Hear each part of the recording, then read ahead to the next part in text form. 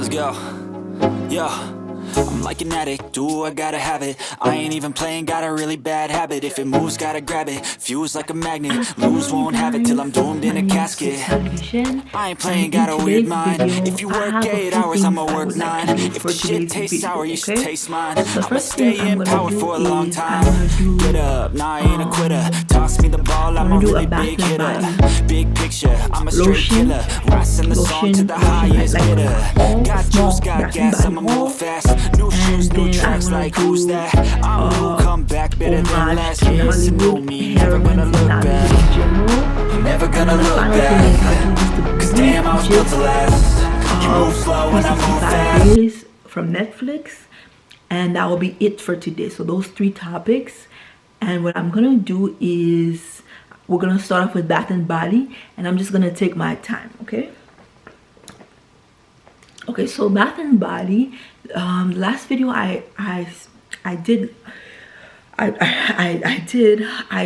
was talking to you guys about spring, you know. And with spring, what do you usually think about? You think about flowers, you think about spring dresses, you think about Easter, and what else? You think about Bath and Body fragrances, right? Because Bath and Bodies is like a powerhouse in the winter, and Bath and Bodies is just, they are so strategic in their marketing, right? So just the other day I bought a few stuff from Bath and Bodies, and the thing is, they are so generous with their stuff, right? I think that's why they're so successful. So I'm just going to do a short 10-minute haul because I don't want the video to be too long, okay? And I'm not that great with describing fragrances, but I'm just gonna give you a brief gist of each, right? So if you want to do like a quick thing of Bath and Bodies, I'm gonna inspire you. Okay, so the first one is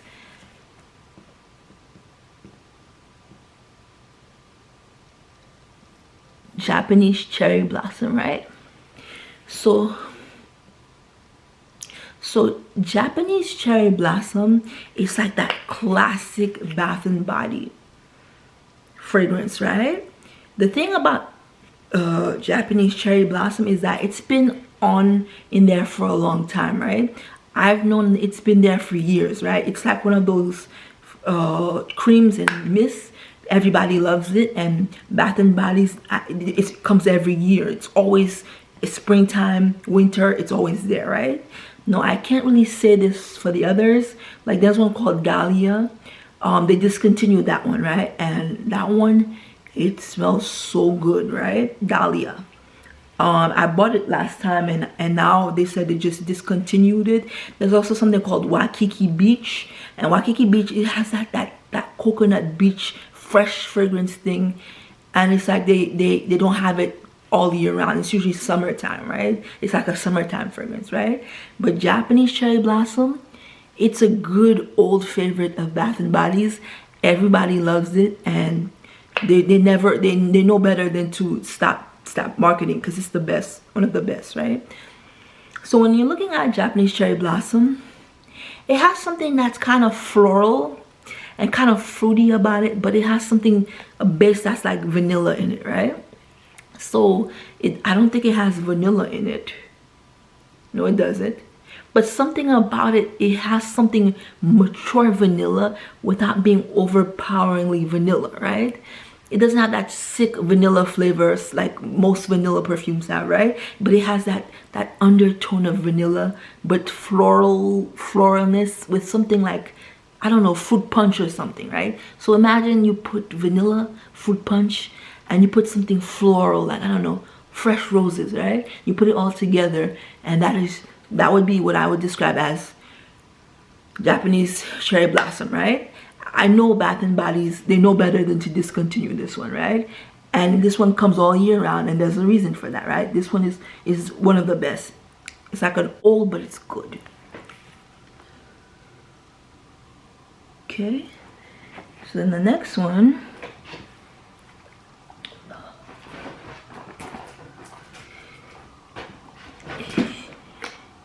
is, I don't know if you could see this, it's fresh coconut cotton, right? And as you imagine, with the name like Fresh Coconut Cotton. Oh, the lady, there was this young lady, and she kept coming towards me, right? Like this short Spanish, like I think she was Mexican. Every time she'd keep asking me, do I want to try this one? Do I want to try this one, right? The thing I like about Bath and Bodies is that they have good salespeople, right? Like the salespeople are there, but they're not annoying, right? They could get the hint like, okay, I'm alright, I don't need help, right?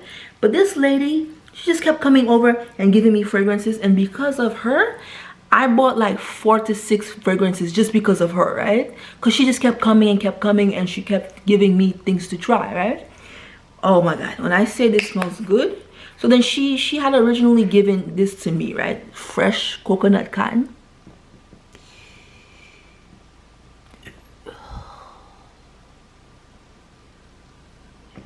You could see that. Fresh Coconut Cotton, right? So she had given me this Fresh Coconut Cotton, and at first I told her, oh, it's okay because I'm a little bit allergic to coconut, right? But it's not overly allergic. It's just I have a sensitivity to anything with coconut in it, right? But if it's not too much coconut, it's okay, right? Because I asked her, she asked me if I wanted to try this, and I was like, I'm allergic to coconut. And I asked her for Waikiki Beach, right? And Waikiki Beach has coconut, and I know that. But because it's so fresh, I don't mind it, right? So she's like, oh, this doesn't have that much coconut in it, right? Let me tell you, the name says fresh coconut, right? It's not that nasty coconut taste, like that sweet coconut flavor like smell, but it's that smell like, think about coconut water, right? It's like what coconut water tastes like, fresh and not overpowering, with like cotton candy, but it's just the perfect blend.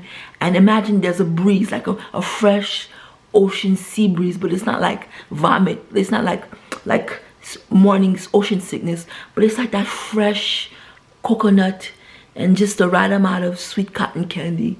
And just imagine like a fresh breeze of coconut and cotton candy. That's what I describe this as, right? It's perfect because it's like, it has this fresh flavor, right? And one thing I actually like to do when it's like summer and spring, usually I like to put the fragrances and lotions in, not the like in a part of the refrigerator that's near the door, because it keeps it longer and it makes it have that cold feeling, right? And this one and the Japanese cherry blossom, they just have that smell, that flavor smell profile, that it will just be fresh, right? And it'll go right into the door of my refrigerator where it's least cool, but it's just cool enough for when you go out, right? Oh god, I'm so thankful to that lady, right? Okay, so then the next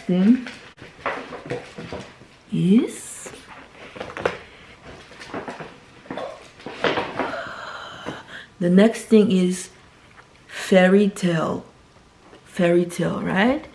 Another thing I love about Bath and Bodies is they're not only good with marketing and sales, they know how to design their stuff that it's fun, right? For some fragrances, they're very serious, so because they're so serious, like the high designer perfumes, I would like to get into that. But because they're so serious, sometimes you feel, and they're expensive too, they're so serious, I'm like, you get a gist of what they mean. But Bath and Bodies, it has something where, because the lotions and creams and the mist, they're designed in a fun way, and usually if you buy 3 of them you get 1 free, and they're very generous with their sales. It's like you could just try as many as you want. It's so fun, right? And their salespeople are just so fun in it, and like they keep offering you stuff. It's like a free-for-all, right? It's like when you go to the library and it's like everything's free, but it's not really free, right? But well, when I go to the library, every book is free because it's a library, right? And when I'm in the library, it's like I'm in a candy shop, right? Because when you're in a candy shop, everything is cheap, but it's like mounds and mounds of candy, right? So that's why I love Bath and Body Works, right? Because it's like everything there is well priced enough, and if it's not well priced enough, cheap enough, you could buy 3 of them. For now, it's just you could buy 3 of them and you get 1 free. And I remember I bought like 6 lotions, and the lady told me get 2 more, right? So it's like a free-for-all, right? It's well priced enough, it's cheap enough that you could get as much as you want, and the designs are fun, and you don't have to worry about breaking the bank, right? And they're very generous with their sales. It's like the perfect combination, right? And the way their store looks like it's like a candy shop, it helps a lot, right? It makes you feel like you could freely shop for candy, right? But it's like lotion candy. So then the next one is Fairy Tale. I love how they design their stuff. You get the idea of what they mean, right? Unlike higher design perfume where it's like you have to guess. But this one is like that it has like leafy but floral, leafy floral, and it has a very soft thing. They're very soft, right? Soft petal, and there's the sweetness is just there, right? Okay. And if they had the Dahlia, I would have bought that one. That one's a great one too, but they don't have that one. Okay, so then the next one is In the Stars. In the Stars, right? It's In the Stars.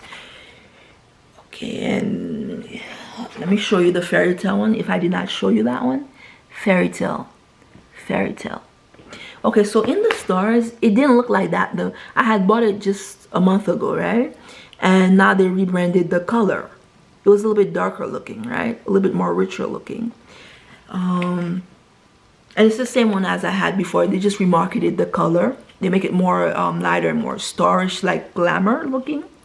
But In the Stars, it has this very rich flavor scent profile.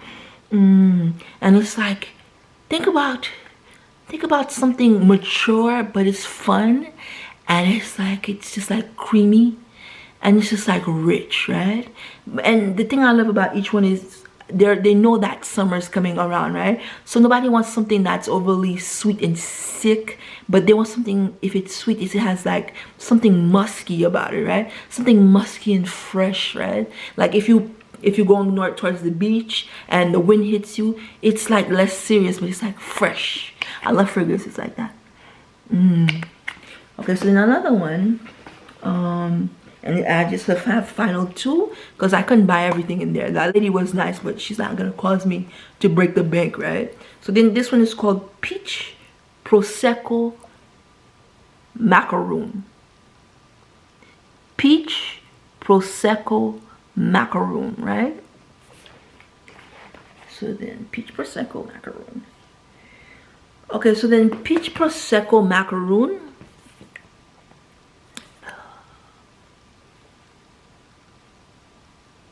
hope you see it. Again, their thing is so well marketed. It's so fun, right? And even their store looks like a candy shop, as I said. So then this has a flavor, I don't know, of candy, right?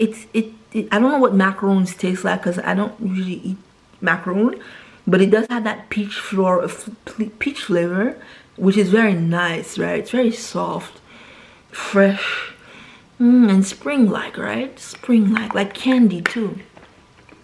And that's what macaroons taste like, right?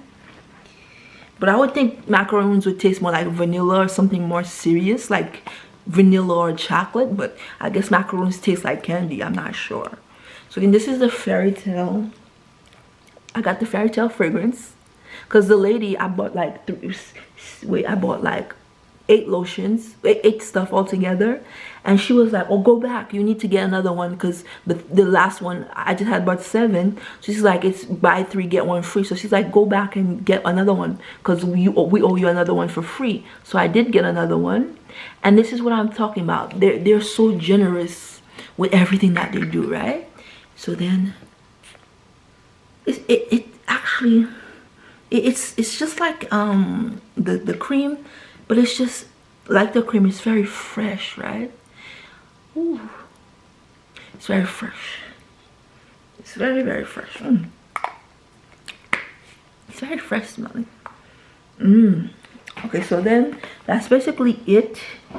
The last, I told you I got 8, but the last one I got was the another one of the Japanese cherry blossom. And then what else I got? Okay. I also bought I don't have it with me, but I bought the Japanese cherry blossom scrub, right? It's like this huge thing, and it has shea butter. Oh, this is it. This is what I meant. I see it now.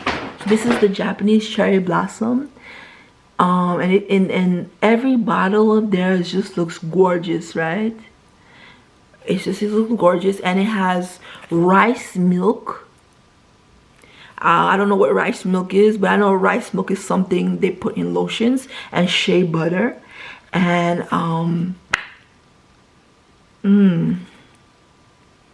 okay.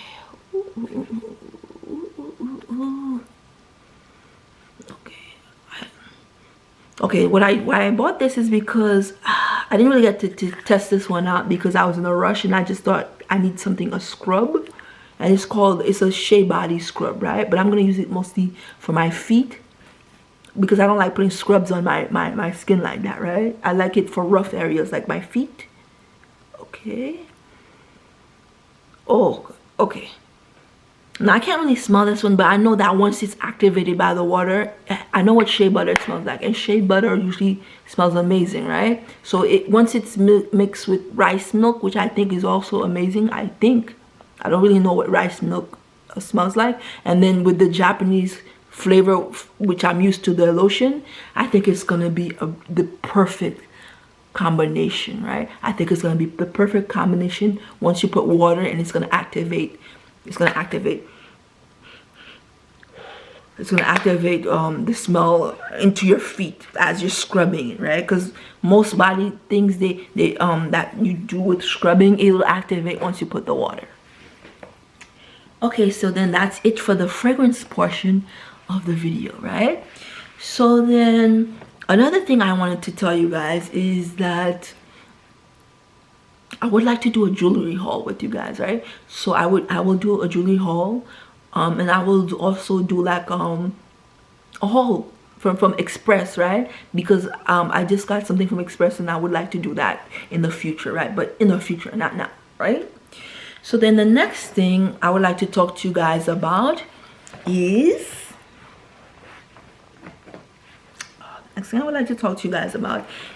Nollywood, right? Nollywood heroines, and why I love Nollywood movies, African Nollywood movies, right? So the first reason, I did a previous video where I was speaking to you guys about Nollywood and why I love like their heroines, because they've inspired me so much, right? That's because most of their heroines, in that video I mentioned Oge Okoye, I mentioned Genevieve Nnaji, but I mostly spoke about Genevieve Nnaji and Iniobong Edo, and I mentioned them in general, right? But along with Iniobong Edo Ekim, along with, there is also Genevieve Nnaji, there's Monalisa Chinda, there's a whole host, right? There's Omotola Jalade Ekeinde, there's Dakore Egbuson, there's Kate Henshaw. This is full, right? Especially in the golden age of Nollywood. And I did mention to you what that was, but it was that 2005 to 2015, 2016, I would say that era ended. But now it's like a new wave of Nollywood now, right? Most of the films now, they look more professional, but I don't know, I'm still like into that old, that era of Nollywood, right? And the reason why I was into that era of Nollywood is because it's like, you know how you watch WLNY or Channel 13, or you watch the whatchamacallit, those Showtime India Bollywood reels, and they just have that really not makeshift, but they have that fresh look, right? Because when you look at WLNY and PBS, it has that very unadulterated look, right? or that when you look at certain YouTube videos and it's just they're just starting out, it has something makeshift about it, right? Something fresh and raw about it, right? But when everything is like Hollywood produced, it's perfect, right? Everything looks perfect and well done, and it's so perfect and serious. It's like you can't really have fun with it, right? So I don't know. The thing I really think when doing YouTube is I would also like my things to just look creative and just fun, right? I don't want it to look too expensive, or like those people who do, I don't know, those people, they get like $1 billion mansion, they get real jewelry. I mean, there's a part of it when it gets to that point, it gets really serious, right? Even though it's like still a fun video, it becomes kind of unrelatable, right? Even though I don't mind them, I watch them sometimes, it's fun. But when you see like I'm doing like a little thing like this and I'm talking about bath and bodies, it's something most people could relate to, and it's like it's fun and it's cute and it's just simple, right? I like that more than when it's like professional looking and you got like Ariana Grande, you have 50 Cent. It's too, and I don't mind that either, but I just like that simple, the simplicity of just a basic background, basic props, and you're just creative and you're just using your imagination. And the discussion, it's more about the discussion than just the lights, you know, all the stuff that's being displayed. I like it when it's simple and it's fun, right? Because it becomes more creative. You have to make up in your mind like things you can't get, like for example, if you can't get Ariana Grande on my show, I could talk about Ariana Grande and what she does that inspires me. I could give you little stuff that maybe props that could remind me of what I like about Ariana Grande, or I could wear a style that she would wear, right? But I like it when it's more creative. Then you have Ariana Grande coming, and that's not bad either, but it just, sometimes it's so professional, it's kind of like it loses the creativity and fun sometimes, right? And you know, it just loses that fun thing about it.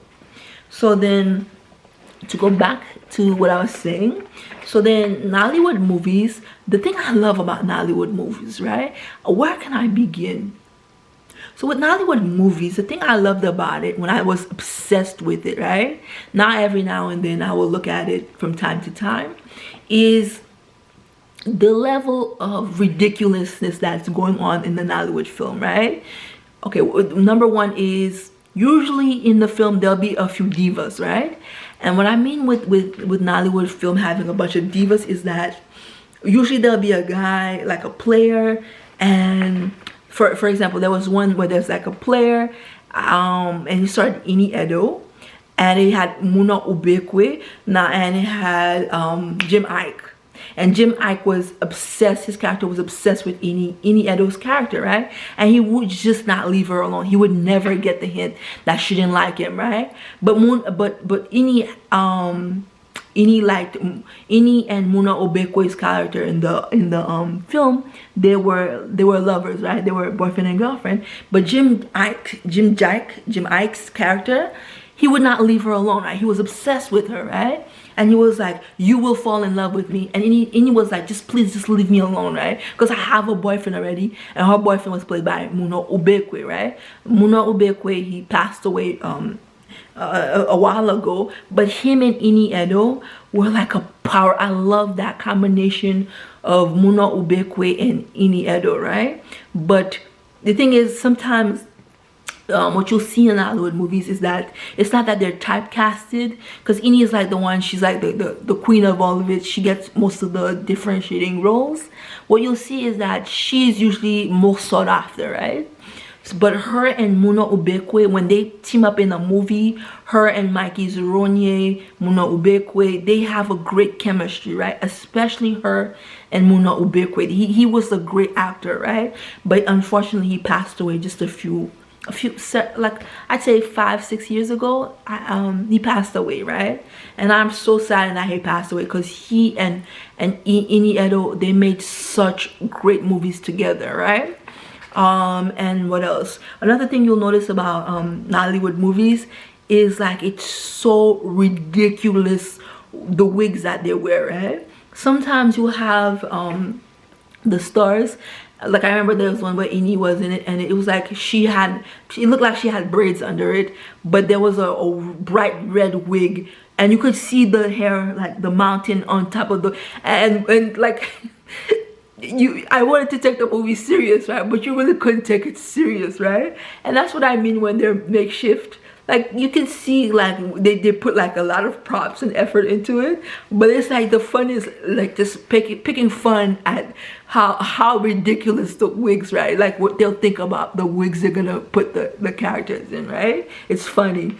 And then you'll have like movies, like they have types of movies. Some could be like a lot of them have deal with witchcraft, right?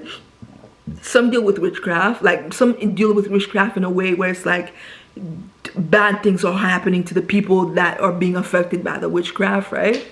And that's really sad. I don't really like to watch those movies. But there's also ones where it has to do with divas, like girls on the town, and all they're doing is they're just running through men, right? A lot of them have to do with like girl power and stuff like that.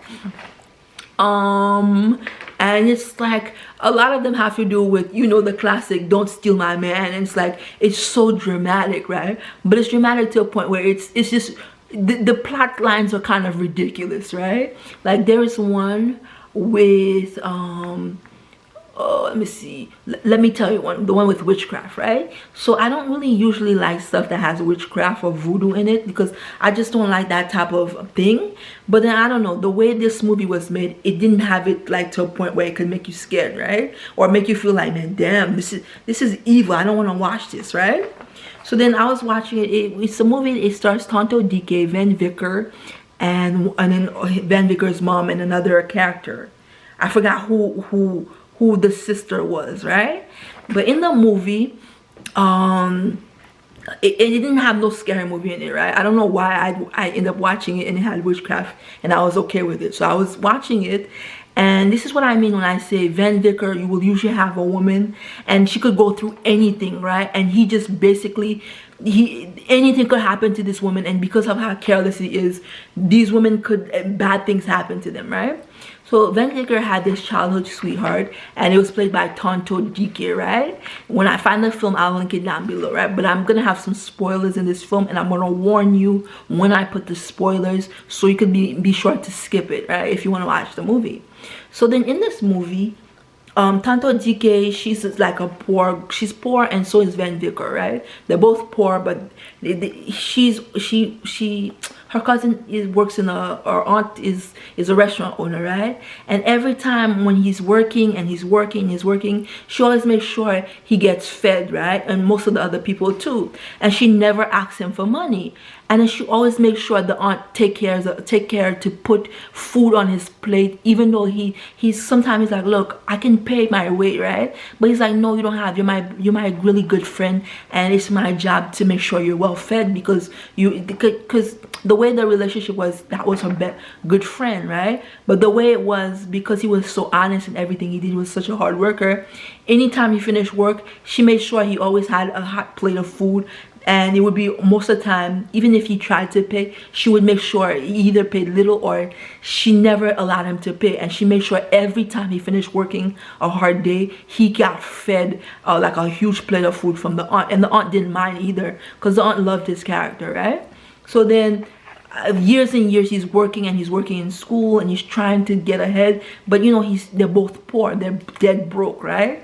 So then, like, something about his character, eventually he likes her and she likes him, and eventually what fate would have it, he ends up moving. From what I remember, he ends up moving, and he's successful in school. He graduated, and now he's a multi-millionaire, and he's just rich. He's rolling in money, right?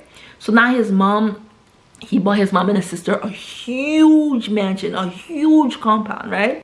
So to go back to what I say, so he ends up buying the mom and the sister, and he's like, Mom, for everything you've done for me, I owe you this mansion, right? I owe you the world. So he buys the mom a huge mansion, a huge compound, right?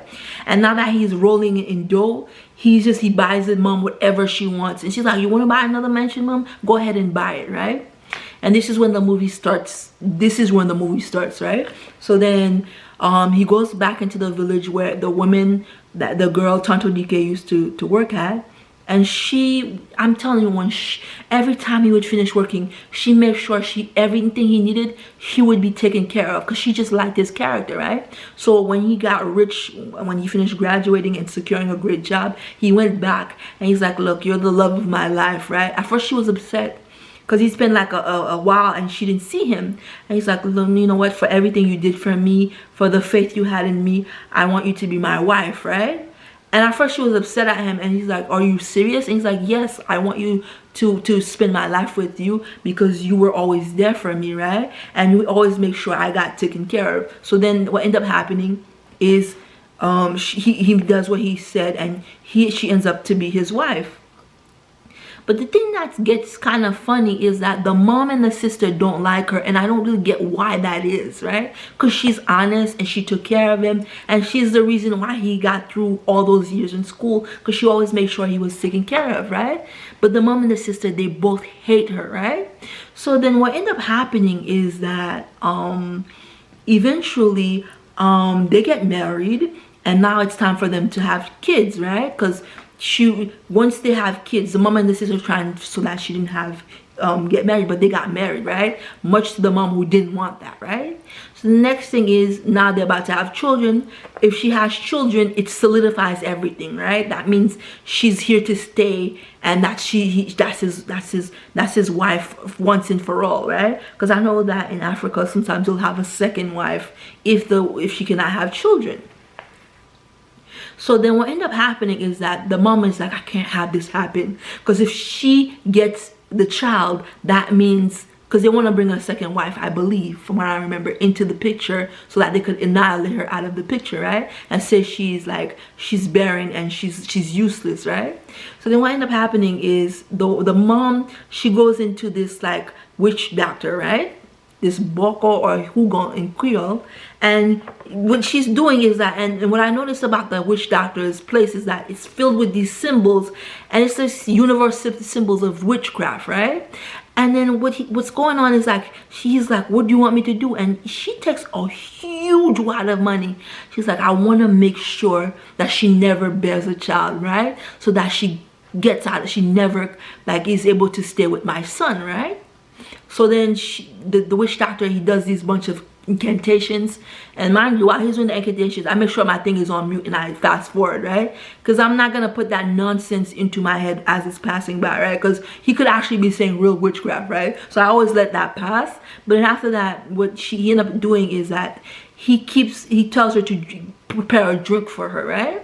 And in the drink, what the drink is doing is that it's inducing like so if she ever gets it's allowing for her never to get pregnant, right? It's like a type of poison, right? It'll make her barren for the rest of her life, right? So then, but in the film, what I like about the film is that it doesn't do like creepy music where you start being like, man, I don't want to listen to. It's actually pretty okay. And what's going on is that, but she's like a prayer warrior, right? She's a Christian, and she has a bunch of these prayer warriors praying for her. And throughout the whole movie, right, the mom, she keeps offering this drink, and she's like, oh, drink up, right? And the drink is actually poison, right? It's something that once you drink it, if you could get pregnant, it's making you infertile, right? So then the sisters and the brothers in the church are like, man, we just wish you could get pregnant so that you could solidify the marriage, right?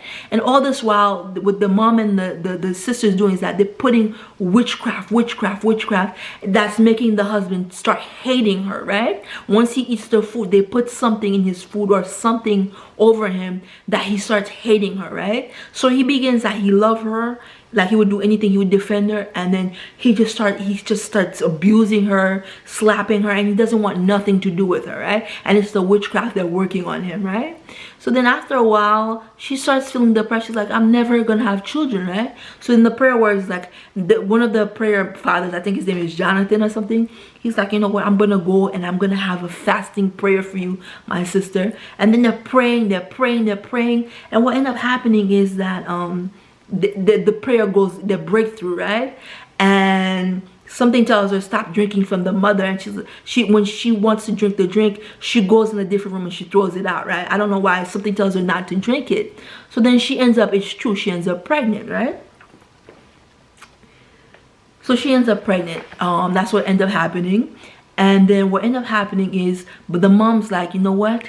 There is no way she's gonna deliver that baby, because if she delivers that baby, the marriage is solidified. They can't bring a second wife to kick her out, right? So then the whole time the sister in the church is like, she's telling Tonto Dikeh's character, please be careful with the mom and the sister. They've showed you who their true colors. Please be careful, right? So then the whole time the girl's like, oh, why would they do that to me, right? That's my mother-in-law. I mean, they show that they didn't like me, but who could do such horrible things? And the lady's telling her, the sister in the church, she's saying, be careful, you know, just be careful, because the Bible says be innocent as a dove, but be wise, cunning as a serpent, something like that, right? So then she's like, no, they would never do that to me. And the whole time she's so unsuspecting, she's trusting of the mom and the sister, and the whole time they're plotting ways to bring her demise, right? So towards the end, and here I want you, if you are even interested in this movie, you want to watch it, you could stop watching now and just fast forward, because I'm going to give you a bunch of spoilers, right? So the next, in the next few scenes, the mother's like, I don't want her to deliver that baby, because if she delivers that baby, she's going to stay in this family, right? So then she goes to the witch doctor and she says, the witch doctor says, what you're asking me to do is you want her dead and you want the baby dead, right? And she's like, yes, that's what I want. He's like, I can't take just any offer to you. You have to give me a huge offer, right? She's like, I don't have that much right now because my son didn't yet give me the second installment, right? So she gives, the money she gives the guy is like lumps of money, like millions of naira, right? So he's like, this is what you have to do. So he begins to say that a bunch of stuff, and I fast forward again. And what he's gonna do based on the instructions is that he gives her a log, right? And in the log, it's like a log, but you could fit a doll into it, right? The doll is like a baby doll, right? And in the doll, there's a noose. So the noose is wrapped around the baby doll. And what the noose is doing is that it means, the noose around the baby is that the baby doll is that she will never deliver the baby, right? Because she managed to get pregnant and she's just about to get into labor, right? So what's gonna happen is if she's never able to induce labor, she's gonna either the baby is gonna die, she's gonna die, or both of them are gonna die with the baby in the womb. Because the thing is, if a mother's about to get pregnant and she can't deliver the baby, they either have to do a C-section or they're both gonna die, right? That's what they want to happen. That's what the witchcraft doctor is gonna do. So he's like, I said a bunch, and he keeps saying a bunch of, you know, that stuff. I fast forward again, and I said, here's the instructions. This is what you have to do.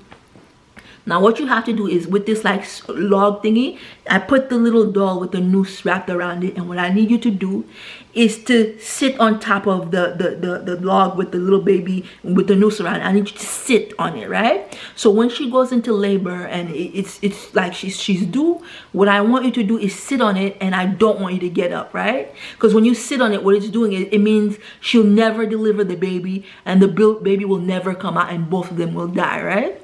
So she's like, the mom's like, are you sure that's what's gonna happen? And he's like, yes, that's what's gonna happen. But if you stand up to go pee, to do anything, what's gonna happen is she will deliver the baby and both of them will be alive, and she will solidify the marriage, right? So then that night she goes, she's pregnant, the labor's induced, her water breaks, right? She goes into the doctor's office. So when she goes into the doctor's office, the mom's like, she got into labor. She goes and she does what the witch doctor told her in her room, right? In her secret room, because she doesn't want nobody to know what she's doing. And she want to make sure that she never delivers that baby and that they both die with the baby in the womb. So what I'm about to tell you is kind of disgusting, right? So she goes and she does what the witch doctor says. And while they're showing scenes of the mom doing pregnancy, Tonto Dikeh, like trying to deliver the baby, and her sitting on the log, and what you get is like hours keep passing by, and the doctor's like, why won't this baby come out? What's wrong? Everything looks okay, you're dilating properly, but the baby will not come out. What's going on? They give her stuff to induce labor, nothing is, and the reason is the witch doctor did something that as long as the mom is sitting on the log, she will never, the baby will never come out. The labor will never induce, it will never finish, right? Until both of them die, right? So that's a point where the mom needs to pee. Okay, and during this time, the sisters and brothers in the church, they're praying because she just called them and said the baby won't come out, and the doctors don't know what's wrong. It looks like the baby should come out, but it won't come out, right? So then the prayer warriors, they're praying, but the mother, she needs to pee, and it's at this time when they start praying, the mother needs to use the bathroom, and bad, right? So then what ended up happening is the mother is like, man, if I stand up, she's gonna have the baby. So you know what ended up happening? The mother pees on the log, right? She pees on the log. She relieves herself on the log. She's like, I'll clean it up later. And what ended up happening within the next 3 hours, the mother and the baby, Tonto Dikeh and the baby, are declared dead, right? She dies and the baby dies in her womb. So when it's this, when this is discussed, I cannot tell you the level of disgust I felt, right?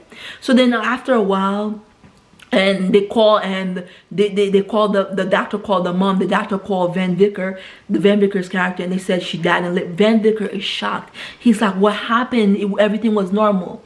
And the mother, she when she finished cleaning up with the log and everything, she's like, oh, she died, really? Meanwhile, she's the reason that the daughter and the baby died, right?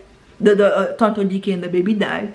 And she's rejoicing, and she thanks the witch. She goes to the witch doctor when the son's not looking, and she's thanking him for his good work, right? She's thanking him for the good work that he did, right? So then what ended up happening is that the sisters and the brother Jonathan, they're like, man, this is not normal. How could she have died? So then they do something where they're praying in the spirit, and they're doing a warrior. Like, they're like, we gotta have a vigil, right? We will not stop praying until we understand what happened here, right? So while the brother Jonathan, Pastor Jonathan, is praying, they find out the Holy Spirit tells Pastor Jonathan that the mother did something, and that's why the lady's dead, right? That's what the revelation tells them, right? And so what they're doing is that they said, now until the person that's responsible for the death comes to justice, we will not rest. So all throughout during the funeral is happening, and what's happening during the funeral is that the witch doctor tells her, you cannot see the dead girl, right? Because if you see the dead girl, you will die also, right? Because you're the one responsible for her and the baby dying, right? Make sure you don't appear in the funeral, right? So the mom, the Vicker is coming up, and she's like, Mom, do you want to see Tonto Dikeh's character? Because, you know, she died. And he's like, look, I'm sick. I can't look at her. I can't look at the terrible thing that happened. So the sun goes down, because he really believes that she just can't see that she died because she's depressed and she's just shocked, right? Meanwhile, she's the reason that she died, right? So the Pastor Jonathan and the other sisters, they're all having like a prayer meeting, and what they're doing is they're invoking the spirit, right? They're praying, they're worshiping, they've been doing that for hours and hours. Like, the person that did this must come to justice, right? It must come, and they're just praying in the spirit, praying in the spirit, praying in the spirit, and it's like, until the person that did this comes to justice, we will not rest. Finally, there's a point where, I don't know what happened, but the Holy Spirit begins to fill the room that the mom was in, right? And I don't know what did it, but all of a sudden she starts choking, right? And she's like, man, what? It's like something is holding her breath and it's choking her, right? And the sister's like, she come, because the sister doesn't know, the sister hated Tonto Dikeh's character, but she didn't know, like, that the mom was involved in her and the baby dying.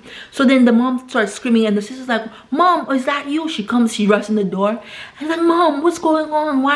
What's, and she's just choking to death, right? And she's like, Mom, please, I don't understand. Why are you choking? What's wrong? And she reveals to her what happened, that she's the cause that the baby and Tonto Dikeh are both dead, right? And she's like, oh my God, why did you do that? She's like, I just couldn't stand for them to get married. And in the end, she did whatever spirit or evil thing, it chokes her to death, and she dies on the bed, right? So then Vicker comes, and the sister reveals to her, he's shocked. He's like, what happened to my mom? The sister reveals everything, and that's how it ends. It ends with, to God be the glory, right?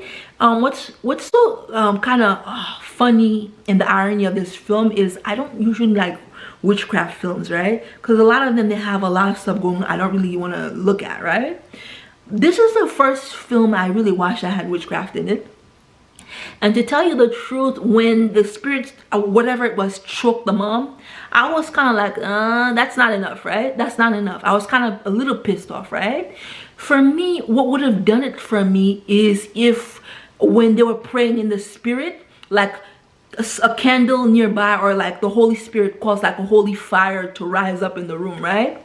If like magically the Holy Spirit caused like fire to break out in the room and for the mom to burn into to burn to a crisp, right?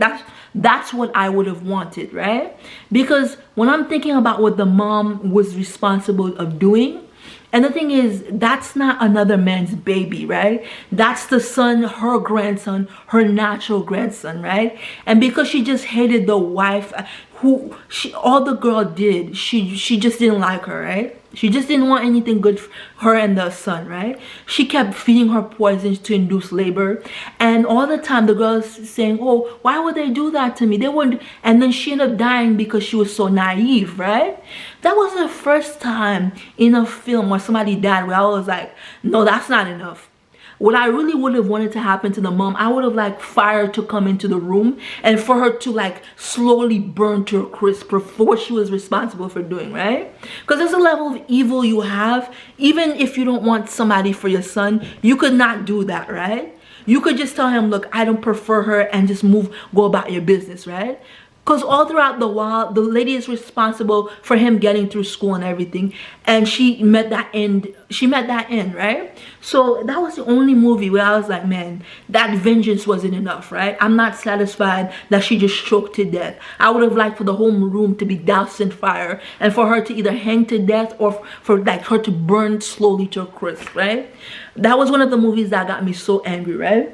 So then, that's what I love about Nollywood films, right? They're very like if you're watching one, they're like normal films, right? You could get so emotionally invested in them. Like, I know people love like soap operas and stuff like that, and it's just like these films, they'll just get you so emotionally invested, right? Like, there's a point where you're like, man, I can't believe the mom did that. Like, that was the first time I was like, man, that's not enough. I just want the mom to burn to a crisp, right? That's all I wanted, right? Because I'm like, that end is just not good enough, right? I want her to burn to a slow crisp. So then, that's one of the films, you know? That's one of the films. And then, the other things I love about them is they could have like witchcraft, they could have full debauchery, like people like coming in and out, like drug use. What else? They could have stuff like with corruption and like assassination, but it's like in the end it always ends up with "to God be the glory," right? Like the film could have absolutely nothing to do with God, like just full of prostitution, and it's like "to God be the glory," right? And I don't know, I wouldn't have it any other way, right? I wouldn't have my Nollywood any other way. And that is why I always loved Nollywood films, right? So then, let me see. So then, as I said before, they have a lot of divas. And they're always fighting over men. And they have a whole bunch of like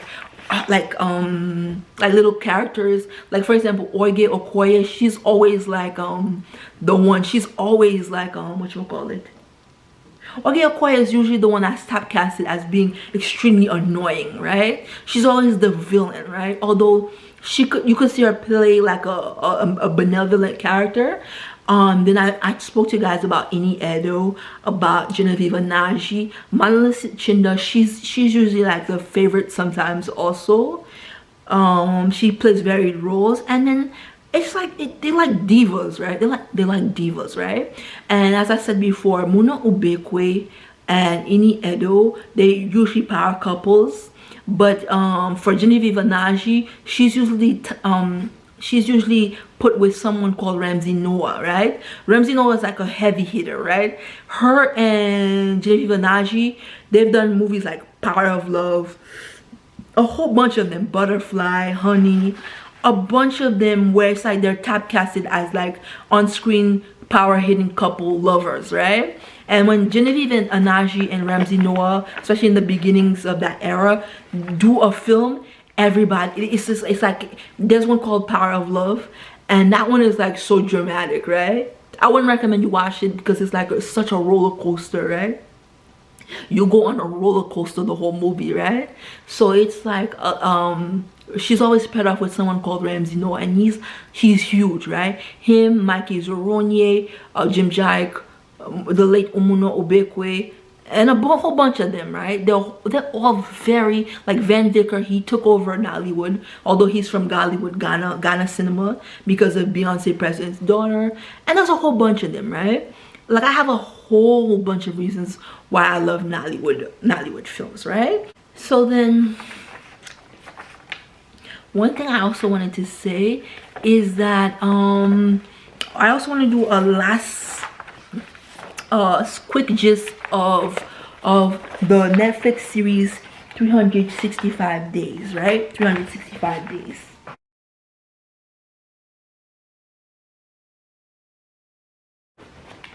So the Netflix series, 365 Days, and this is just a brief 5-minute gist, because what I'm gonna do is I'm gonna do a full synopsis of the Netflix series 365 Days, right? How I heard about 365 Days is that I was trying to look at Netflix for another series called As Laflon Almanas, right? And I will do a review on that one, but that's a more detailed, long series, right? So that'll take me a longer time to do a review for that. And another one I would like to do for you guys is Emily in Paris, because I've heard great reviews about Emily in Paris, and I kind of like that type of thing, that adventure thing. And the guy for Gabriel that she's interested, I want to do one on that too, right? So 365 Days. Just the other day, I was like in the apartment, and I was like, man, I need to sit down and just enjoy a movie, right? So I promise you, I will do a full synopsis just of 365 Days, right? And what I will do is I'm just gonna give you a 5-minute gist right now, so that you could get a taste of what I'm gonna give to you upcoming, right? So 365 Days is a Polish movie. It's done by a Polish director. Okay, 365 days. Okay, so what it is about this mafia character, Massimo. He's like Italian, so they go between Italy, Poland, and United States. That's where the film is set. The cinematography for the video is excellent, right? It's very good visuals, and what it has to do is that Massimo's like the son of a mafia man, right? Like of the mafia family, right? And he's next in line after his dad to take over the family business, right? So while they're on like a trip or vacation, he's watching through binoculars, out of his binoculars, and for some reason the binoculars hit on this really gorgeous, like, she looks Italian based on her looks. She also looks Greek. She has that that dark Greek thing going on, that olive Greek thing going on, the Italian thing, right? You know those women, they have that Italian Hellenic look, that Dionysus look, right? So then while he's looking at her, like and from the binoculars he sees this beautiful woman, right? And he's like, he's for some reason, the way her look is, like, I can't say she's the most beautiful woman, but there's something that triggers in his head when he sees her through the binoculars, and he's a goner. He fell in love and he's gone, right? So then right then and there, his dad is like shot like a person, like a hitman, one of the mafia. They shoot him, and the dad falls into his arm, right? And the movie fast forward to like 5 years later, right? 5 years later. And the movie has a lot of Polish in it, and has a lot of Italian, and it also has English in it, right? So the director is a Polish director, and it's a romance and drama film, right? 365 Days also has very good reviews, and it's like he's part of a Sicilian mafia, and the girl's name is Laura. She's a sales director, right? And the thing is, the whole gist of the movie is he just falls in love with her from when he was on the trip and he saw her through the binoculars, right? And then for some reason, after the tragedy of his dad, fate would have it that he sees her at the airport by some luck, and that's when he knows he must be with her, right? So as luck would have it, she's with somebody else. She's with somebody else, and I think his name is Thomas, right? But Thomas is somebody, he doesn't really care about Laura, right? The character that he likes. He doesn't care about her, right? She's always alone, right? And he's always, all he cares about is his friends and his work. His friends and his work, right? So in the film, what he does, he kidnaps Laura, right? While she's on a vacation on her birthday. And he gives her 365 days to fall in love with him, right? And from the looks of it, it's like, at first it seemed like naturally she doesn't know who he is, and like she's scared. She's like, man, who is this guy? And he kidnapped her, right? He kidnapped her, and like she's stuck in this huge mansion, and the whole goal of her, he called all her family. He called the guy. He broke up with the guy for her, and he arranged it in a way where nobody would worry or like think she was missing, right? So then he kidnaps the girl, and the whole gist is that she has 365 days to fall in love with him, right? So that's the whole synopsis of 365 days, right? So all I have to say is that, just to give you a preview, is that it's a good series. I mean, it's a good film, right? And it has a continuation, because the end is like a cliffhanger, right? It has a continuation, I'm pretty sure, because they're making the continuation right now. And then what you expect is he's a mafia man, so you know there's a lot of like high action. And the thing is that I keep hearing reviews is that a lot of the things, like how they solve once we see something begin to happen between Laura and Massimo, is that a lot of the problems, like the relationship problems, is solved with sex, right? So a lot of their problems is just, it's always solved with sex, right? So what I see is that I don't mind that, right? But the thing is that when you're watching certain movies, I like it when they could solve things. Maybe they could do it with sex sometimes, right? But when it's okay, let me solve this problem and let me just roll in the sheets with you to solve the problem, right? I don't really appreciate that, because I would like more emotional aspect to be added onto it, right? It's not just a wham bam thank you ma'am movie. And a lot of it, if it didn't have that, it would make it even better, right? It's a good movie so far. It's a great movie, but if they could solve the problems in between them, not just with sex, it would have been a better movie, right? Because when they keep doing that, it makes you feel like, okay, it's just a wham bam thank you ma'am type of relationship, right? They don't talk things out. There's no other things like when they like hug. There's nothing like that gets like communication. It's just everything is solved with sex. Everything could be solved with us rolling the sheets, right? And I would have liked if they had been more, if they had put more psychological, if they had thought more it out than just doing that, right? And then other than that, it's a good movie. And then what else? What I really like is that even though Massimo looks like Massimo looks like those dark Italian guys, you know, he looks like that, those tough guys. I like what they did with this, right? From the moment he saw her through the binoculars, because you know he's like a womanizer, right? But once he saw her, he was like, it's her, like she's the one for me, right? And there's nothing and no one that's gonna get in between that, right? So then from his cleverly concocted plan to kidnap her, you actually see a different side to him, right? Like, even though it has a lot of mafia and a lot of things going on, the fact that he kidnapped this, and she's like very small, right? She's very slim, very skinny, and he's like tall, dark, and handsome, right? He's tall, dark, and he looks like he could punch her. Like if he punched her, she would die because she has a heart problem. The thing that he kidnapped her, and when she keeps like getting really angry, like there's a point about him, like he's a womanizer. He could have sex with anybody he wants, right? He could sleep with anybody he wants at any time, right? The fact that this girl, she looks like she's very slim.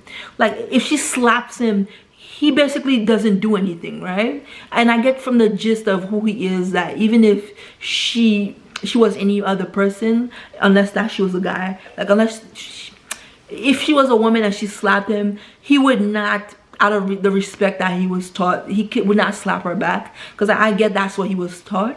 But the level of respect he had for her, even though she's really upset about the situation, she's beyond furious that he kidnapped her from her family, and she's not having it because he just kidnapped her, right? He kidnapped her and she has a life to go to, and it's like she doesn't want to be like somebody, like, you know, think about it. You are on a vacation with your family, right? And this guy that you don't know, like a mafia man, he comes and he kidnaps you and he tells you you have 365 days to fall in love with him, right? I mean, it's a good concept, but like, it's just still, it's kind of scary, right? You're under somebody, you don't know like who they are, and they're part of the mafia, right? So now it's like you thinking to yourself, do I really have 365 days to fall in love with you? Or is it gonna be like, if I don't fall in love with you in 365 days, are you gonna shoot me, right? But what I love about the film is that because it's like he's not obsessed with her, but it's like to her, she's like something, like he really values her, right? So then one thing is, he says that I'm not gonna do anything unless you tell me I could do it, right? But the way that you get from the film is like he could have any girl and the girls never say no to him, right? And the fact that this short, like very slim girl, every time she gets angry, she just slaps and punches him and tells him to get off of me, because she's just upset, right? She's angry because she's been kidnapped, right? And then he'll just take whatever she says, and it almost seems like she has a power over him that a lot of the other people do not have, right? Now I find that part very fascinating, right? I think that's well played out, right? Like because he really likes this woman, and I think I would go on and say love this woman, right? She has a power over him that her being that short and that small and that skinny, I don't get it. It's like if she tells him like just go to hell or something, he takes it very seriously, because that's the woman that he wants. He you know how he's a player, he could get any guy he wants, but from that moment he saw her through the binoculars, he's like, something about her is very striking. And the fact that he kidnapped her and she is angry, I don't know, something about her being angry fascinates him even more, right? So despite what I said earlier, what I like is that it takes her a long time to give in to him being tall, dark, and handsome, right? Because she has somebody that she's with. And Thomas, I believe that's the other guy's name, she really loves Thomas, right? Even though he just doesn't care enough to participate in her life. He doesn't care about her. All he cares about is work and his friends. He's more interested in his buddies and what they're doing than her, right? Despite that, you see that she has respect for herself, and it takes her, what I like about this film is it takes her a long time to give in to Massimo, right? Because there's something that happened where she gets really angry because she's just sick, right? She's sick. She doesn't want to be around these people because she doesn't know them, right? And something happened, and he ends up saving her. I'm not going to tell you what it is because I'm not supposed to give you major stuff of the movie, because this is a Netflix movie. I can't get away with that. But then what ended up happening is that eventually, as you know it's going to happen, because you know that it's not going to happen, that she's not going to start giving into him, right? When he ends up like helping her out in a way that she never thought possible, because think about it, she has a heart condition and something happened where he saves her, right? That's when she's like, you know what, this person that I thought was like this very like somebody that she seems like she kidnapped her, right? Think about it, somebody kidnapped you, you don't really know their intentions, right? She doesn't know if the intention that he's saying is his true intention, or if it's like something like a play he's doing, right? And when he says that in that situation, she finally gets it that his feelings are actually real, right? So then I'm gonna end it there, because I thought the way they did that was great, right? They did a great job at that. And I will do a full synopsis of 365 days, but I have to set it up, right? So then, that's my video for today. My name is